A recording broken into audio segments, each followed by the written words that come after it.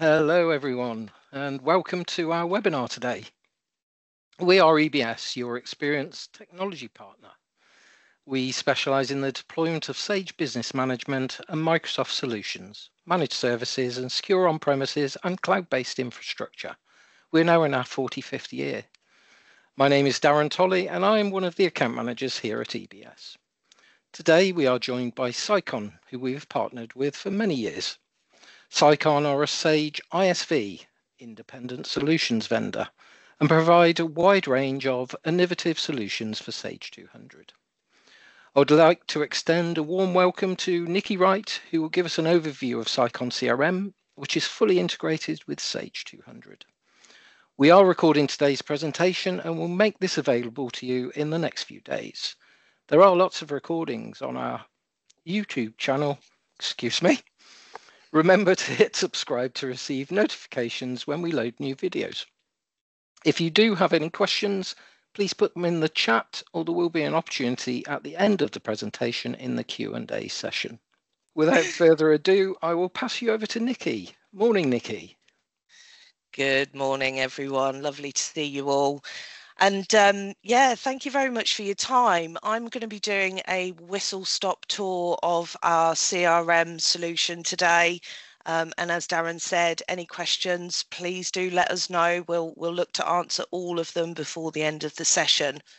But there's two guises to our CRM. There's the Sage 200 CRM, and then there's the extension out into the web. And hopefully I'm going to cover both of those for you today.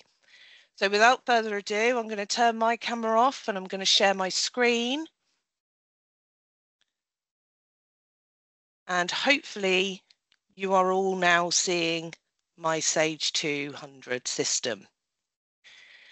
So with any of the Sicon modules, we are embedded integrally within inside of the Sage 200 system. So just looking at my extensive menu on the left-hand side, we can go down to Sicon CRM. Now, as I alluded to, we are in Sage 200, but there is the opportunity to do the same as what I'm about to show you in the web. The CRM solution really is tailored to facilitate different departments around your organization to access relevant company information or contact information for your suppliers and your customers, but also perhaps your prospects. So there's a few ways that we could look at this.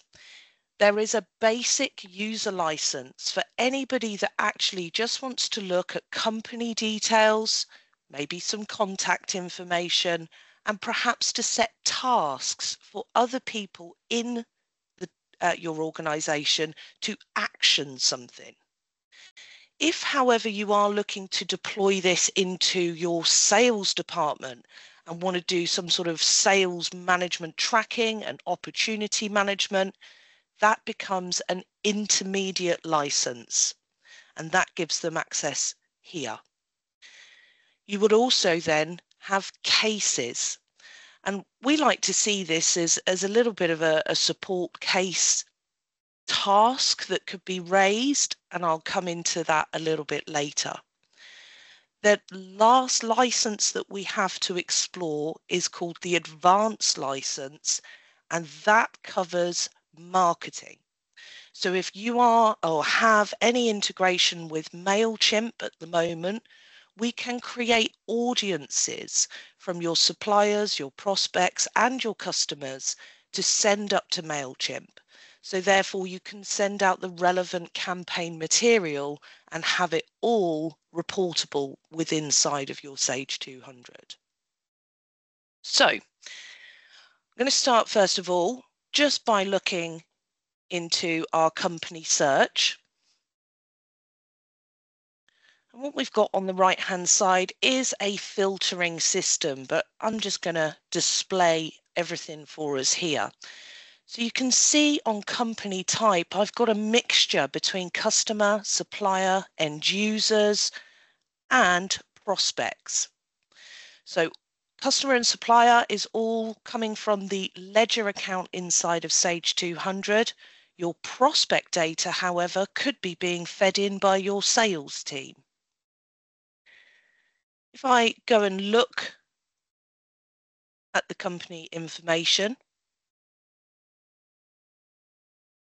this is where different departments can now see all of the relevant data that they may need to access that relates to Abbey Retail. The first one that we land on is actually an activity feed. So everything that's been going on this particular account. I can then see any details, summaries. Are they a high value customer? Is this some piece of information that we need to be aware of? Do they have a specific contract that we need to reference every time that they call? You'll also see a little bell up here, and this denotes that actually every time there is a change made to this account, I, the account manager, will be notified, or shall I say Sandra in this case, will be notified via email. So it's a great way to keep in tune with all of the interactions that are going on your star accounts. And again, denoting adding to your favorites and whether or not this is a premium account for you. There are further analysis codes that can be built in should you need to store any additional information about your customers or suppliers, and whether there are multiple addresses. And who are the contacts within this organisation? It may be that the finance team want to contact accounts, the sales team want to contact the operations directors. So here they can see all of the different information and who, of course, is that primary contact. What I like, certainly as a salesperson myself, is the ability to come in and reference the account behaviour. So I can see Abbey Retail's turnover by year and by period.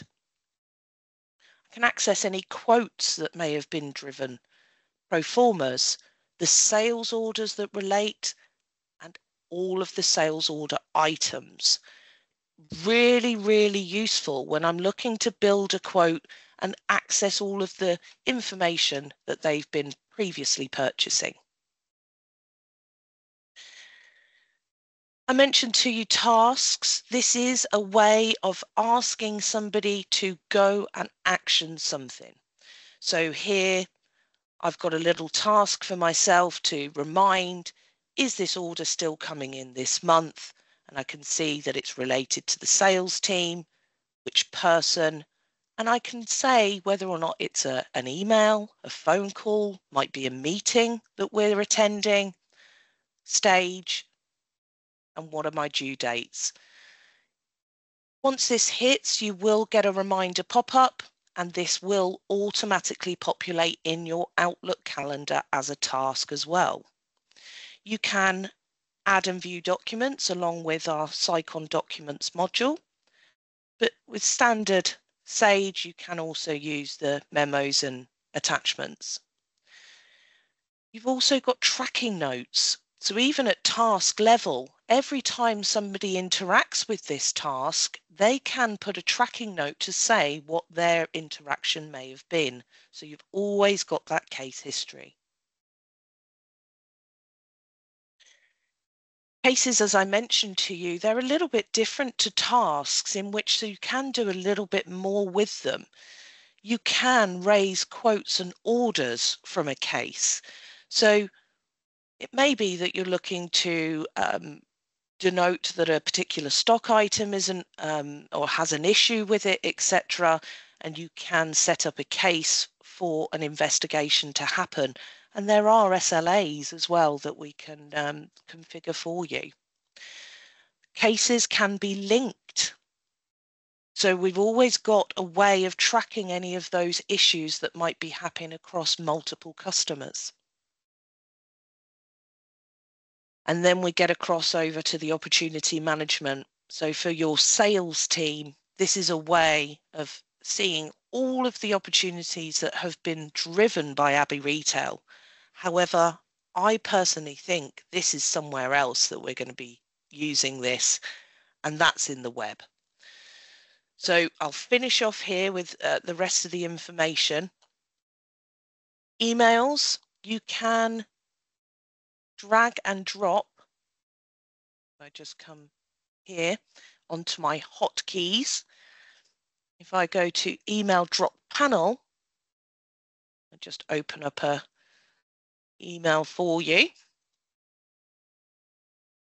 I can in fact drag and drop that email into, when I allow access to my Outlook, that is, and then it will allow me to say who's it related to, what case is it related to, is it related to an opportunity, and then save.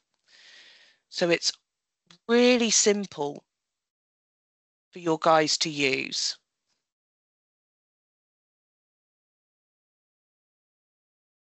Get rid of that drop panel for a second. We have the concept of linked companies. Now, I've used a number of CRMs in the past, which just does not give the facility for you to do this. But certainly here at Sicon, we have a business partner relationship. So our customer, of course, is EBS, but you're the end users. So we would have EBS as the company record. However, every single contract that they have with you guys, you become linked companies. So it just allows us to have that second relationship level. I can raise sales orders from this screen. The other two are actually related to our contracts module. So that's a key account that we have inside of our CRM solution. But what I'd like to do is show you exactly the same when we come across into the web. Because certainly for me, I personally prefer to sit in the web environment. And for anybody that's out on the road, of course, then they need to be accessing the solution in a web environment. So typically we see the sales team using the web environment, and perhaps the key finance or reception, admin, office teams using the Sage 200 that already have a Sage 200 license. The beauty of this is you don't need the Sage 200 license, you only need a license for CRM. So there's our activity feed again, our company details, summary, addresses, and again, all of those opportunities. So what does that look like from a sales perspective? Every morning I come in and I search my opportunities. I get a visual view of my forecast by month, and I can see what are live opportunities, orders, and invoiced. When I scroll down, I come in and I sort my expected invoice date so that I can work on the months in question. Now, we always work by quarter, and I'm sure your salespeople do, but it just allows us to then sort our list effectively. If I come into one of my opportunities that I have, it feels very similar to the layout we've just explored. We have the same activity feed. I can see everything that's happened on this opportunity. Details. This really is up to you how you use it, because I like to use my summary as a bit of a title as to what the opportunity relates to, but that's entirely up to you guys. We then have our details, and when I open it up, I can relate it to a specific person, Sarah Hadley. And we have the concept of stages. All of these are customizable to the stages that you have representing in your forecasts, but it allows your salespeople to move it through their sales pipeline, and at each stage you are getting the relevant activity information behind that. What's our expected order and invoice date? What am I classifying this as? Now you'll see that we've got probability down here. We do have the concept of forecasting by percentage. So if I change that to cold, you'll see that the probability drops. So it does allow you to then focus in on the ones that you think are more likely to close by the end of the month. I can also then say whether I have won, postponed, lost, or cancelled the order, but you may want to bumper that up a little bit more and start to get some trend analysis as to why you are winning or losing the opportunities. Even from here, I can do some quick task information. There are custom fields. They are entirely up to you what you have in, but I've got, have they received an inquiry pack? And also a text field. There are analysis codes again that can be driven through. So has this customer visited the website? Yes, they have. Each time I interact with my opportunity, I come in and put a tracking note so that if I go off sick or I'm on holiday, it allows anybody else in my team to see what the last action was. So if Hayley did call in and wanted to talk about the opportunity, everybody is going to know what the next stage is. They need to ask for the order. I've set myself a little task, so call and discuss the final price, and again, populating in my Outlook calendar. Any email communications, it's exactly the same again. We can drag and drop into our solution, making it super, super easy for the sales team. Standard attachments could be tender documents or PQQs, anything that you may want to hold. I've got some memos just to say Hayley prefers to be called either Thursday or Friday. It's just high level information again, a bit like that summary we had in the company details, but everybody then has that information straight away rather than it perhaps being a tracking note further down. And the other thing, of course, is quotes and orders. So I can see all of the quotes that have been raised against this particular opportunity. Same with the pro formas, sales orders, and any sales returns. If I come and look at one of these ones here, let's get some with some information behind it, shall I? Just bear with me. Let's pick this one here. So you can see we have the ability to add standard items and free text items, exactly the same as you would in standard Sage. And here I have my espresso machine as a standard item, but I've also got sheep tags, which is a very strange thing to be buying with espresso machines, but that is a free text item. So we're building up the quote. What we can then do is print that quote and send it off straight away. So even when I'm on site, I could raise this for the customer before I even leave. If I'm on site doing a demonstration or a site survey, anything like that, it's that quick and easy to get the information across. The same with converting it to an order. Right now, quote 65 is sat in standard Sage.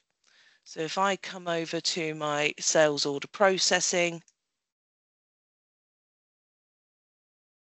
bear with me, into my quotations,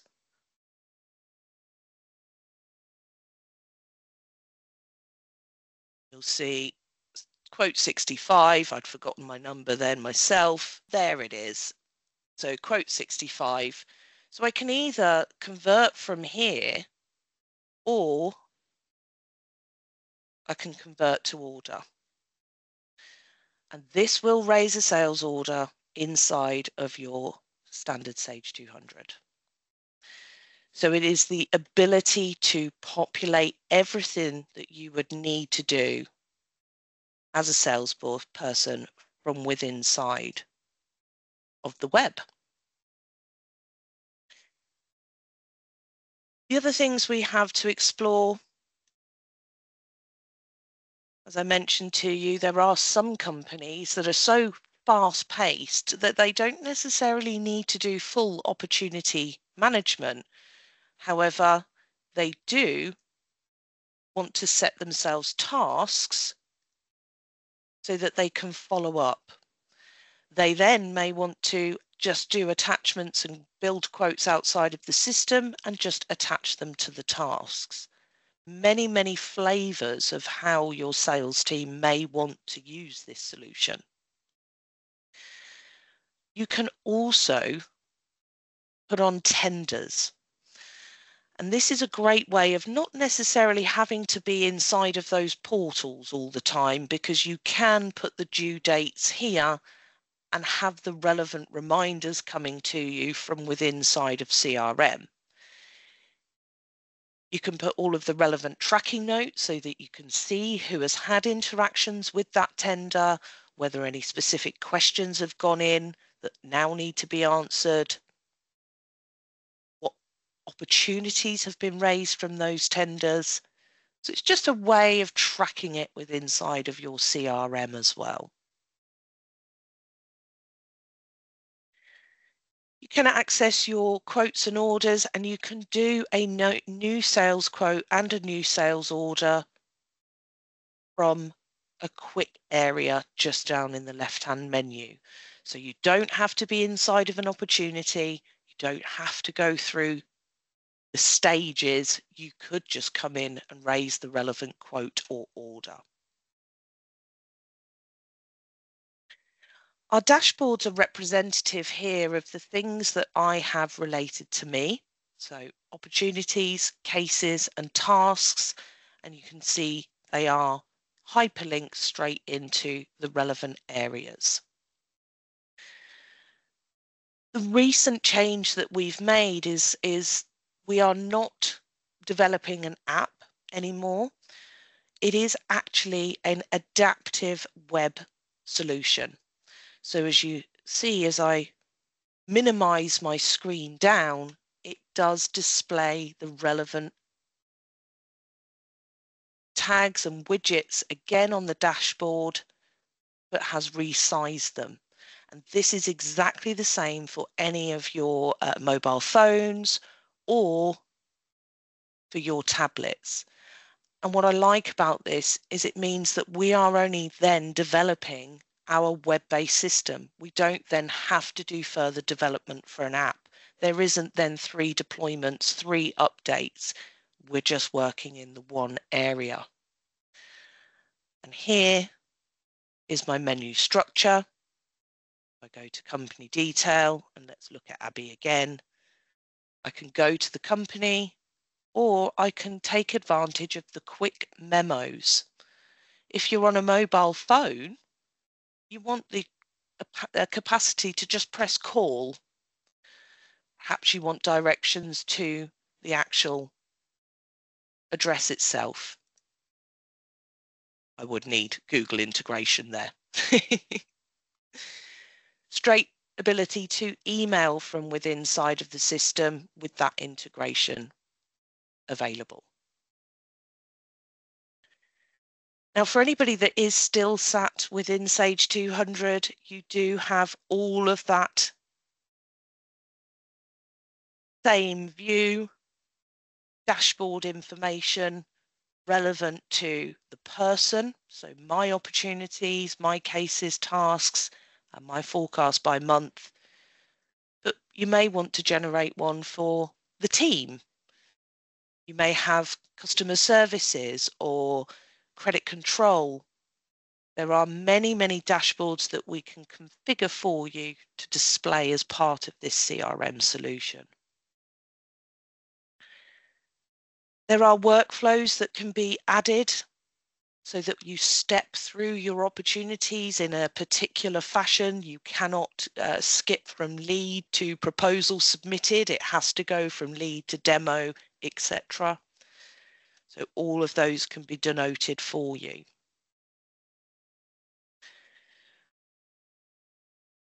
The other thing that I forgot to show you on the account page, which I think is very cool, is all of that account information that I showed you inside of Sage 200, turnover by year, and access to all of the quotes and sales orders generated by Abbey Retail and their turnover by month. The whole point of our CRM solution is that it is integrally within inside of your Sage 200 database, giving you this level of detail. But that is your whistle-stop tour of Sage 200 CRM internally here with Sicon, and both with the web view as well. And I suppose over to you, Darren. Have any questions come over in the time I have been talking? Sorry, I need to unmute my microphone. There's a couple of questions. So if you have an existing CRM, can you import the prospect data into Sicon CRM? You can indeed, yes. There are imports for this, and it's a really good time to kind of do a bit of a data cleanse as well.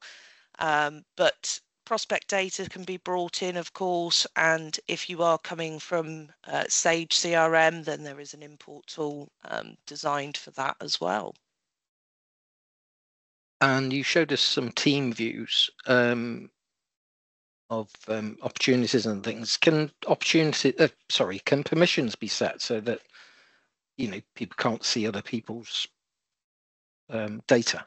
Absolutely. So you can tie people down to territories, first of all, so that actually they're only able to interrogate the companies that are specific to their territories and therefore the opportunities that relate to those companies. However, that's quite a rigid way, because then you are tying it down completely for the salespeople. However, there are permissions, as you have alluded to, that stop people from seeing other people's opportunities. Yes. Okay. And I guess we've looked sort of at quite a lot of sales related material really this morning, but I have clients using this, particularly with the case management side, to actually manage issues with product or customers, basically. So obviously you can set up tasks against that, and there are SLAs that you can adhere to. So if it's a particular problem, you've got an SLA of 8 hours, then the system will remind you that you need to actually pick up on those particular issues.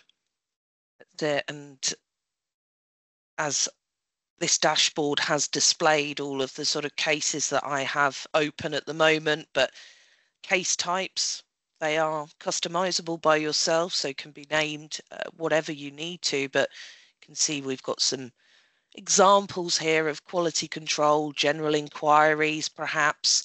So it doesn't necessarily have to be used in a support capacity. It could just be a reminder for somebody to raise a quote for somebody. But terminal has gone down. I come in and just edit. I can see a picture of the terminal that's been attached, of course. Any details, there are custom fields that can be generated, again, all customizable by your denotation. What case type? And as you said, the SLAs that that can be built in. But it's that capacity there to build a quote from within side of the case. So if an engineer does have to go out on site to have a look at something, or you are selling a bit of your consultant's time to go and fix something, then that is an area that could be used. CRM, as you said, is heavily sort of sales related, but it can be used as that contact management system. It gives all departments access to the relevant company data. But cases is a nice little extension to that. That's fantastic. Yeah, there are various dashboards obviously set around and widgets that you can set up. And as I understand it, you can pretty much have anything in terms of a chart or a view of the data, so that can be configured as well. Yeah, they're all SQL tables, so any piece of information that's in here, we'd like to think can be put into a SQL table and reported on. Perfect. Thank you, Nikki. Just a quick call out. Does anyone have any questions? Please feel free to unmute yourself and ask if you do. It is your forum.